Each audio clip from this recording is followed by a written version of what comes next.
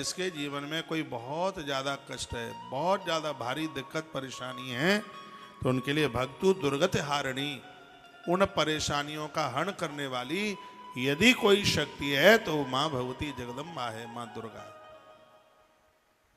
मां दुर्गा जो आप नवरात्रा में ब्राह्मणों के द्वारा देखिए खुद पाठ करते हैं हम, उसका 1 गुना फल है। ब्राह्मणों ने संस्कृत पढ़ी है, उन्होंने वेद पढ़े हैं, वेद मुखर ब्राह्मण के मुख से सुना गया पाठ, कराया गया पाठ सीधे के सीधे 100 गुना होता है। कालिका पुराण में बहुत प्रमाण है इसके। इसलिए जो नवरात्रा का जो दुर्गा पाठ है, ब्राह्मण को घर में बुला करके अखंड ज्योत जला करके घट स्थापन करा के और वो दुर्गा पाठ पूरा 9 दिन अखंड ज्योत के साथ में हो।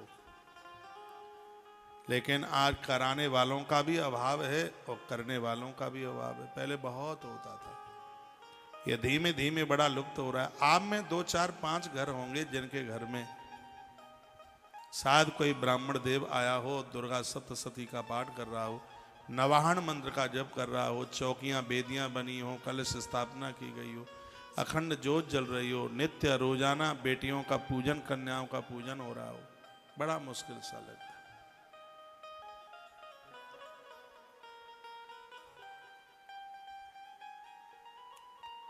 ग्रंथों में वर्णन है कि जिसके घर में नवरात्रा का व्रत हुआ है, द्वारा नवरात्रा नहीं आ जाएगी तब तक उसके घर में अग्नि का प्रकोप नहीं हो सकता। तो मां भगवती जगदम्बा तो साक्षात अग्नि स्वरूप है। सांप, बिच्छू, कांतर ये सब अलाय और वलाय वहां उस स्थान पर टिक नहीं सकते। मैं एक लुधियाना की बात बता रहा हूं। एक घर में आग लग गई जोर से, वो दिया रख दिया, वो तो सब कुछ जलने वाला था, लेकिन उस अग्नि को मैया ने अपनी चुनरी के ऊपर ले ली। क्या हुआ, शंकर जी बगल में थे तो पानी का जो लोटा उसमें से चल रही थी धार महादेव के ऊपर, बगल में थी दुर्गा जी। दुर्गा जी कपड़ा पहने थी, दिया जल रहा था, पंखे की आवाज चली और उसमें बैठ गई। इतनी जोर से चली वो कि जितने भी वो देवी देवता किताब वगैरह नीचे के कपड़ा लत्ता जितने थे पर्दे वर्दे वो सब जल गए। इतने में अचानक पता नहीं वो लोटा कैसे महादेव के ऊपर से तिपाई पर रखा था, बड़ा लोटा था, वो लुढ़क करके उस दिए के ऊपर गिरा और पानी के फैलने से अपने आप पूरी आग बुझ गई। मां भगवती जगदम्बा ने पूरी अग्नि अपने पोशाक के ऊपर, अपने कपड़े के ऊपर, माताएं रसोई इत्यादि में बहुत काम करती हैं। ये कुछ एक नियम सा बना लिया जावे कि घर में दुर्गा पाठ, सावन के महीने में महारुद्राभिषेक, ये चीजें बड़ी फायदा करती हैं। मकान दुकान किसी ने अपने कब्जे में कर लिया है, बाजार में फंसा हुआ पैसा आता नहीं है, मेरे निवेदन पर विश्वास करके हर बुधवार को 21 दूर्वा गणेश जी के ऊपर और घी में सिंदूर मिलाकर भगवान गणेश के ऊपर चढ़ाइए। ओम गम गणपतये नमः पूज्यामि। देखिए कमाल हो जाएगा, आनंद हो जाएगा। सब समाधान है, अपने ग्रंथों में सब सौदा है, पर भटक रहे हैं, मान नहीं रहे हैं। धन्य है वो घर जिसमें नवरात्रा के समय में उपवास करने वाले लोग बसे। मैया व्रत करने से भारी खुश होती है। अब जो पेटू राम है उनका क्या कहा जाए। उपवास, मां का उपवास नहीं कर पाए तो अष्टमी को कर लेना, एक ही दिन का कर लेना अष्टमी को, आनंद हो जाएगा। हवन करना, नवरात्रा में जब भी शुक्रवार पड़े तो मैया को घी से अभिषेक करना। कल हम माता के दरबार में वहाँ सौभाग्य कुंड पर कल मैया को घृत के द्वारा अभिषेक करने के लिए जा रहे हैं। आज मैंने वहाँ से अनाउंस किया है, कल एक विशेष रूप से 3 पाठ माँ को समर्पित, एक विशेष रूप से, और खीर के द्वारा आहुति यज्ञ दुर्गा सप्तशती के चतुर्थ अध्याय के द्वारा और महारुद्राभिषेक माता जी का। इस कार्यक्रम से जुड़ने के लिए आश्रम के नंबरों पर कांटेक्ट करते हुए नए श्रोताएं जिन्हें जानकारी नहीं है, मैंने अनाउंस किया है 12:30 बजे आज।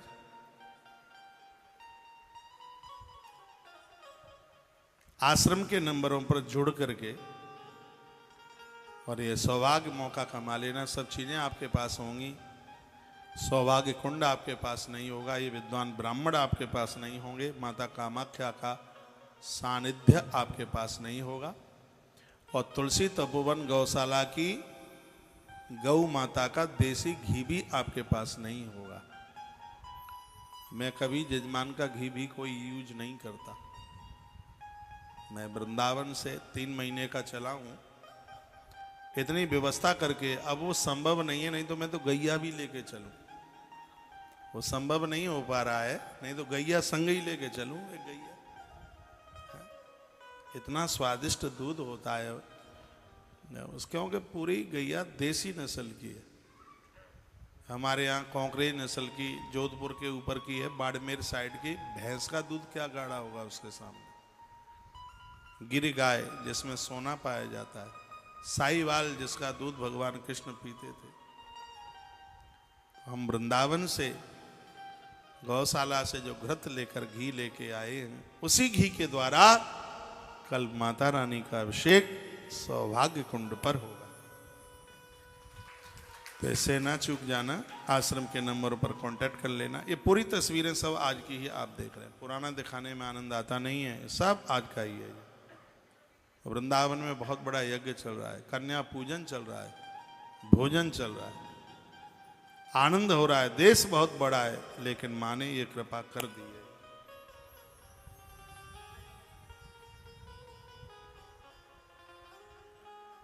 सहयोग राशि कल के अनुष्ठान की 2100 रुपया रखी गई है। आप पूछ रहे हैं, छोटा सा सहयोग है। सुबह यहां भी यज्ञ होगा नीचे मंदिर में, कल यहां नीचे। ये बता रहे हैं कि पूज्य महाराज श्री जी राम सुखदास जी महाराज जी ने कोई अद्भुत मंदिर नीचे बनाया है, पता नहीं था। अब हम रोज दर्शन करेंगे उनके। काय का मंदिर है, हाँ? काय का मंदिर बनाए?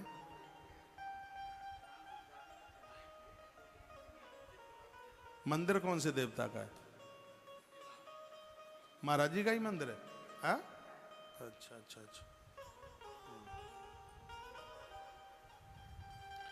बोलो भक्त वत्सल भगवान की जय हो। श्री हनुमंत बलवंत महाराज की जय हो।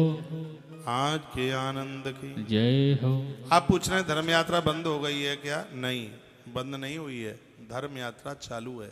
रात्रि को लगभग हम 9:30 बजे, 9:15 बजे शुरू करते हैं आपके प्रश्नों का समाधान। धर्म यात्रा जो तुलसी तपोवन यूट्यूब चैनल और तुलसी मंजरी यूट्यूब चैनल, दोनों पर आप अपने घरों में रहते हैं तो बड़ा समाधान होता है उसमें प्रश्नों का। हो सकता है वो प्रश्न हमारा, आपका, किसी का भी हो सकता है। अपने घर में रात्रि को 9:15 बजे जोड़ करके एक 40-45 मिनट का कार्यक्रम होता है। इससे भी आप जरूर जुड़ते रहिए और इस कार्यक्रम का आनंद लाभ लेते रहिएगा। मैं आपको प्रसंग में आगे की तरफ लेकर के चल रहा हूं, सुनिए। वसुदेव महाभाग शृणु तद साधनम परम, या सा भगवती दुर्गा भक्त दुर्गात हारिणी। गर्गाचार्य जी ने कहा, संपूर्ण कलेशों को यदि दूर करने वाली है वह मां भगवती जगदम्बा है, जो कलेशों का हरण करती है, सर्व प्रकार से आनंद से भर देती है। ऐसी मैया को मैं प्रार्थना करूंगा कि वो तुम्हारा कल्याण करे। गर्गाचार्य जी ने तब किया, मां भगवती जगदम्बा प्रकट हो गई, सामने मां आकर के प्रकट हो गई। गर्ग ये विंध्याचल पर्वत पर मां प्रकट हुई। लिखा है, अथा गर्ग मुनि प्रीत्या मया संप्रातागमात आराराध्यस दुर्गा विंध्याद्रि ब्राह्मण ही सही। आज भी बहुत ब्राह्मण लोग तपस्या में विंध्याचल पर्वत पर बैठे हैं। जैसे यहाँ माँ का अद्भुत शक्तिपीठ यहाँ बना हुआ है, प्रयाग और काशी के बीच में एक जगह है मिर्जापुर, गंगा जी बह रही है, वहां से थोड़ा सा आगे चल करके 51 शक्तिपीठ में जिसका नाम आता है, उस माता का नाम है विंध्यवासिनी। उस माता विंध्यवासिनी के मंदिर में तप किया। वहां 2 देवियां हैं, एक अष्टभुजा है, एक विंध्यवासिनी है। विंध्यवासिनी अनादिकाल से, और अष्टभुजा वो है जो कंस जिस बच्चे को पटकना चाह रहा था, हाथ से छूट करके वो जगदम्बा का रूप बनाकर इसी विंध्याचल पहाड़ पर जाकर के समाहित हो गई। उसको अष्टभुजा माता के मंदिर से के नाम से जानते हैं, जो विंध्यवासिनी माता से 5 किलोमीटर दूर है बस। तो जो माता विंध्यवासिनी है वो बड़ी अद्भुत है माँ, जो इसका दर्शन कर पूर्णिमा को भारी भीड़ लगती है।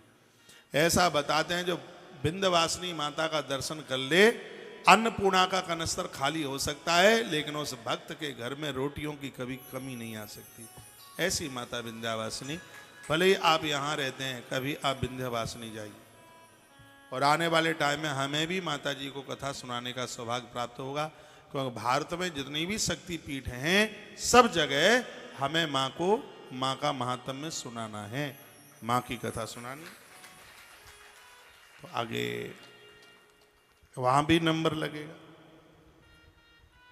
उसी मां की बात कही गई है, आरारिरादया दुर्गा विंध्याद्री ब्राह्मणी सही। इस ब्राह्मण गर्गाचार्य जी को माता ने प्रकट होकर के दर्शन दे दिया और कहा ब्रह्मपुरी ही वरदान मांगिए, क्या चाहते हो। गर्गाचार्य जी रो पड़े और कहने लगे, सूरसेन राजा का बेटा वसुदेव पत पत्नी दोनों मथुरा के कारागृह में है, हे मां कृपा कर दो।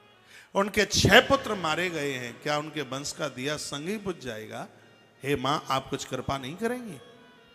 तो माता विंध्यवासिनी क्या बोली कि भूभार हरणार्थाय मया संप्रेरितो हरि वसुदेव सदेव क्या स्वांसेनावतरिष्यति। मैया कहने लगी, धरती के वजन को हल्का करने के लिए स्वयं नारायण हरि उनकी पत्नी देवकी के यहाँ वही ईश्वर उनके पुत्र के रूप में प्रकट होने वाला है। बोली विंध्यवासिनी माता की जय हो।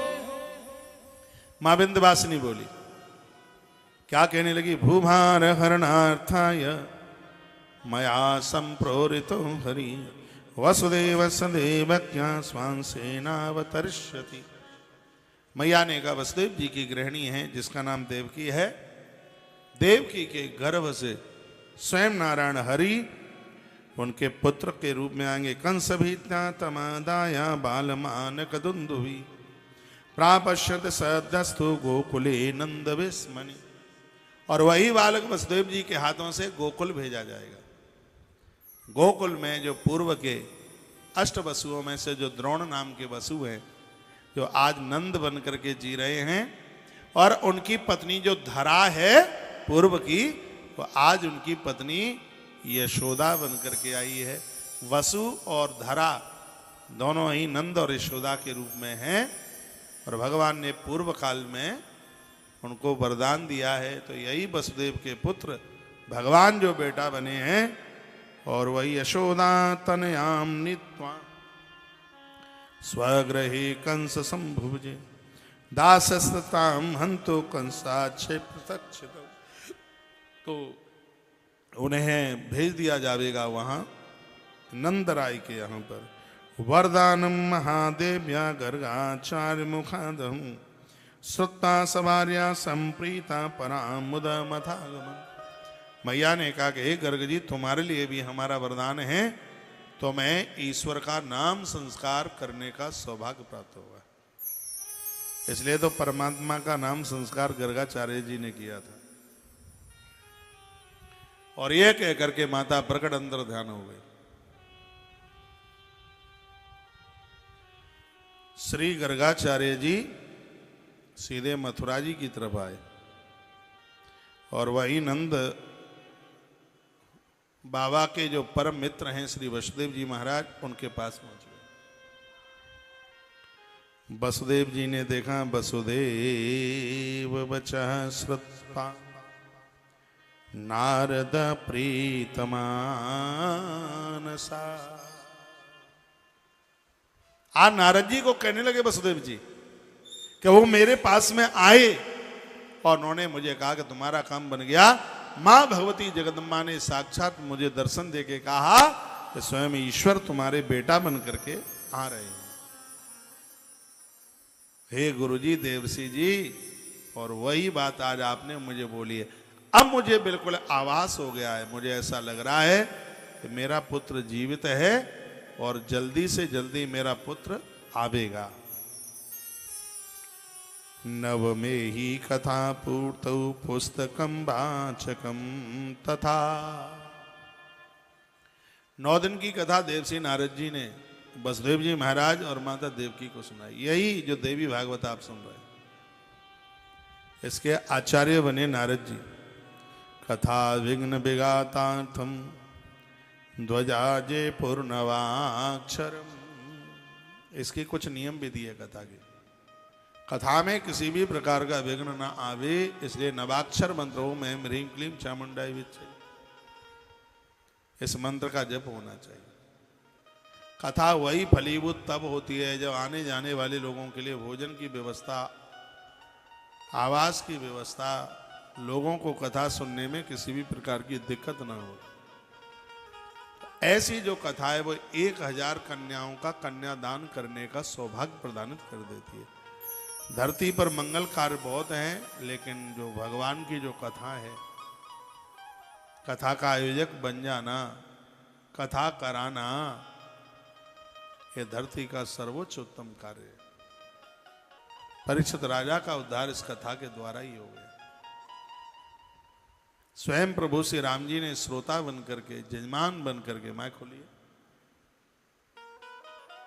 अपने पुत्र लव कुश से कथा सुनी। लंबी बात है, चर्चा हो नहीं पाएगी। सच तो यह है कि नवरात्रा में आप देवी भागवत सुन रहे हैं, ये मां की बहुत बड़ी कृपा है। माता की कृपा के बिना कोई मां का चरित्र सुन ही नहीं सकता। हनुमान जी की कृपा के बिना कोई हनुमत चरित्र नहीं सुन सकता, और गंगा मैया की कृपा के बिना कोई गंगा महात्म्य नहीं सुन सकता। ये मां की कृपा है, आपके ऊपर भी है, मेरे ऊपर भी है। क्योंकि नवरात्रा के समय पर मां के लिए मुझे कुछ बोलने का सौभाग्य प्राप्त हो रहा है। तो नव में ही कथा पूर्ति पुस्तकम वाचकम तथा, यानी कहीं भी 9वें दिन जब कथा पूरी होती है तो ग्रंथ के पास तक पहुंचिए, मत्था टेकिए। भागवत की कथा है, अपने घर से तुलसी पत्र 5 लेके आइए, उसके ऊपर चढ़ा दीजिए, वंदन कर लीजिए, दान दक्षिणा चढ़ा दीजिए, कपड़ा चढ़ा दीजिए, उसके ऊपर पोथी बांधने वाला, परिक्रमा लगा लीजिए, प्रणाम कर लीजिए। शिव पुराण की कथा हो रही है तो बेलपत्र लेके आइए, बेलपत्र चढ़ा दीजिए। राम कथा हो रही है, तुलसी पत्र चढ़ा दीजिए।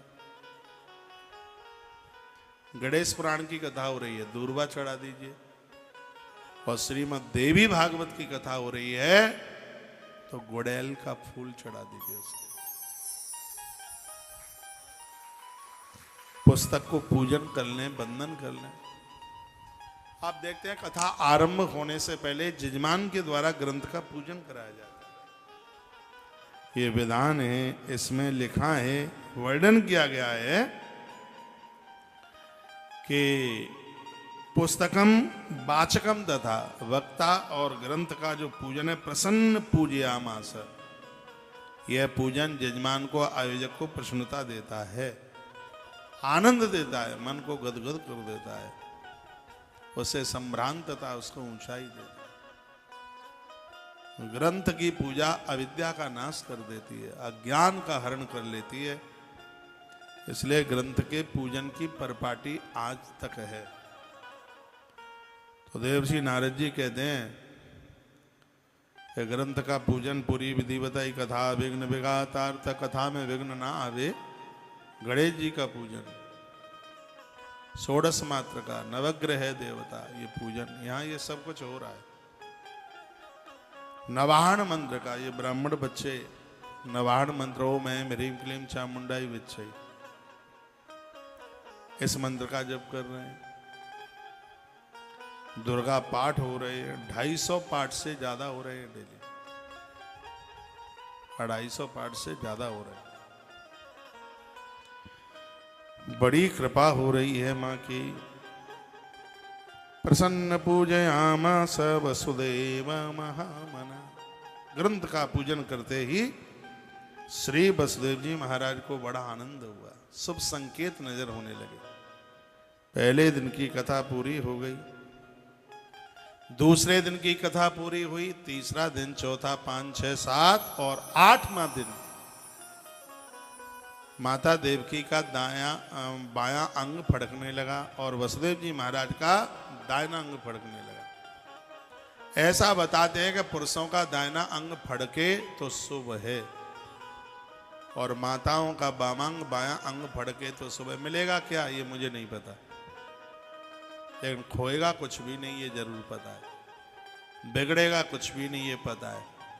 एक आधे मिनट के लिए फड़के तो ही शुभ है, जिनके 4-4 घंटे फड़कते ही रहते हैं तो कोई बीमारी भी हो सकती है, चेकअप करा लेना। मैया पूजा कर रही थी, जानकी माता पूजा करती है तो मैया का बामांग फड़कने लगा। आपकी पूजा भगवान स्वीकार कर रहे हैं कि नहीं, पूजा करते ही पता लग जाता है।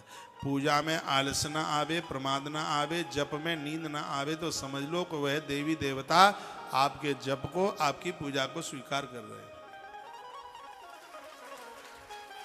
पूजा में चाय पीने का मन कर रहा है, लेटने का मन कर रहा है, कमर तोड़ने का मन कर रहा है, खड़े होने का मन कर रहा है, तो सब ढोंग ड्रामा हो रहा है, कोई पूजा पूजा नहीं हो रही, सब ऐसे ही हो रहा है। दादी माला घुमाती है, आगे पोता कहता है मम्मी ने अदरक वाली चाय मंगाई है, अब भजन में तो मन नहीं लगता, ये खींच करके वो देखती है कि बीच वाला सुमेरु कितना दूर है। तो ऐसे भजन से कुछ नहीं होता। पूजा में आप बैठे हैं तो मन रम जाए, बिल्कुल उठने का मन ही ना करे। एक बात का दोनों हाथ जोड़कर मैं निवेदन कर रहा हूं, पूजा किए बिना अन्न तो मत खाइए।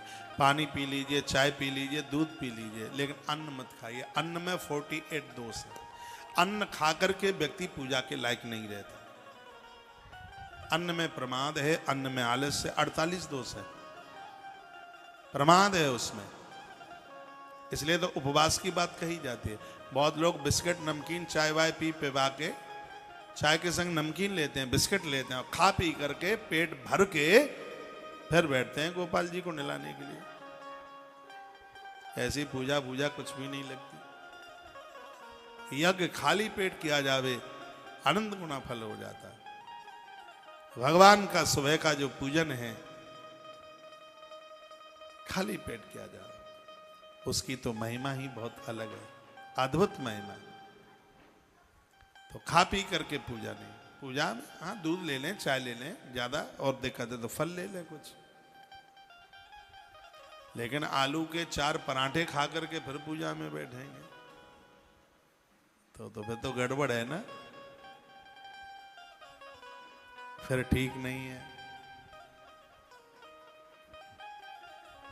तुम ही निवेदित भोजन करही, तुम ही निवेदित भोजन करही, प्रभु प्रसाद पट भूषण धरही, देवी पूजी पद कमल तुम्हारे, देवी पूजी पद कमल तुम्हारे, सुर नर मुनि सब होई सुखारे, देवी पूजी पद कमल तुम्हारे,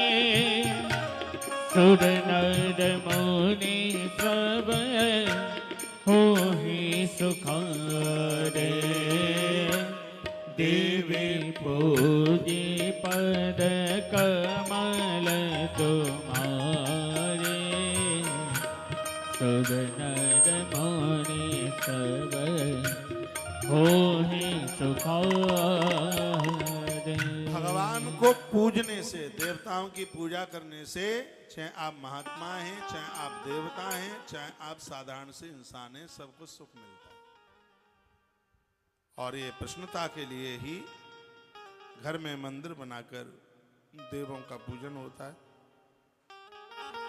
उनकी आराधना होती है। तो इनको नित्य वंदन पूजन करते रहें, बच्चों को भी पास में बिठा लें, पति भगवान को नहलाए और आप एक सूती वस्त्र लेकर के उनको पहुंचते जाएं।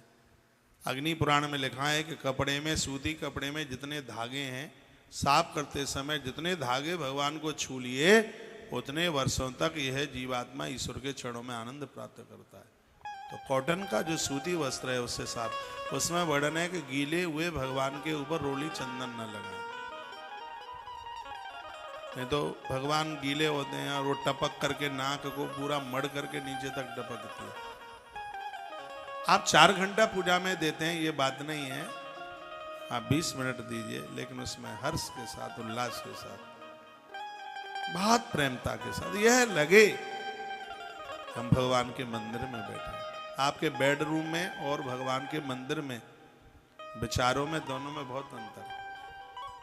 कभी भी अनुभव करके आप देखिए, आप अपने बेडरूम में होते हैं तब दिमाग के विचार कुछ अलग होते हैं, लेकिन जब आप अपने मंदिर में होते हैं तो दिमाग के विचार कुछ अलग होते हैं। और मैं कहता हूँ, घर में कुछ खटपट हो जाए, अनबन हो जाए, कोई रूठ जाए, तो घर छोड़ के मत भागिए। आपके घर में जो मंदिर बना है, 10 मिनट वहां बैठ लीजिए, आपको समाधान मिल जाएगा कि तुम्हें क्या करना है और क्या नहीं करना। मंदिर होता है इसलिए,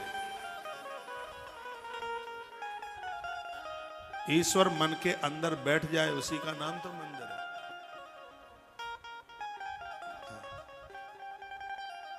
तो ऐसी जो अद्भुत बातें हैं वो बड़ी कमाल की हैं।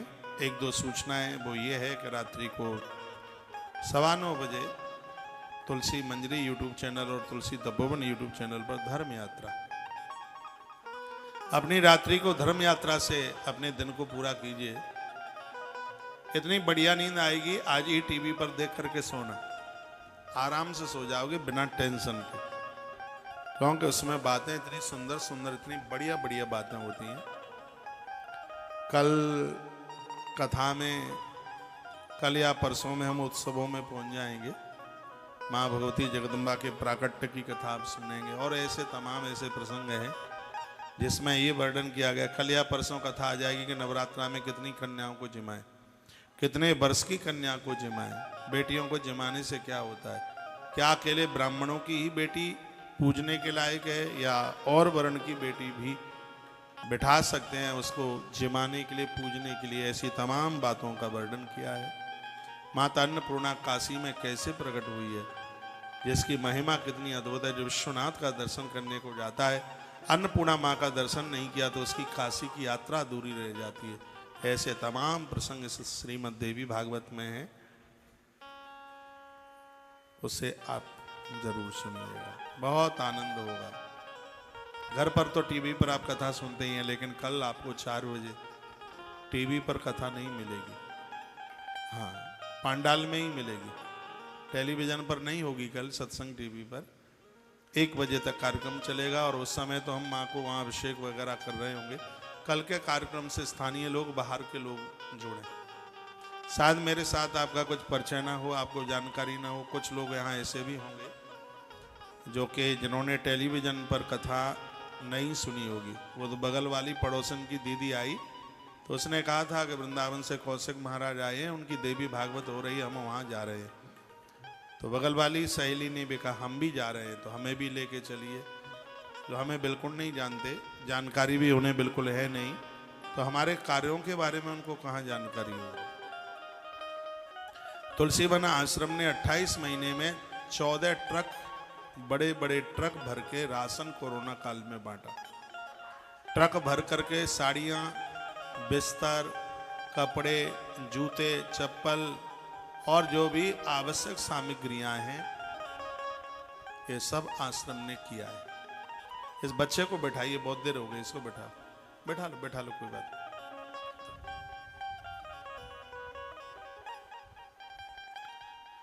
आश्रम हर वर्ष कई लाखों रुपया बेटियों के विवाहों के ऊपर खर्च कर देता है, पढ़ाई के ऊपर। मेडिसिन में एम्बुलेंस की गाड़ियां, ये सब कार्य आज आश्रम कर रहा है। जगह जगह पानी की टंकियां रखी हैं, टीवी पर टेलीविजन पर ये सब आप देखते हैं, ये सब आश्रम की ही व्यवस्था है। गाड़ी भंडारे में चलती है, लेकर के प्रसाद जगह जगह पहुंचकर अभावग्रस्त जरूरतमंद लोगों के लिए।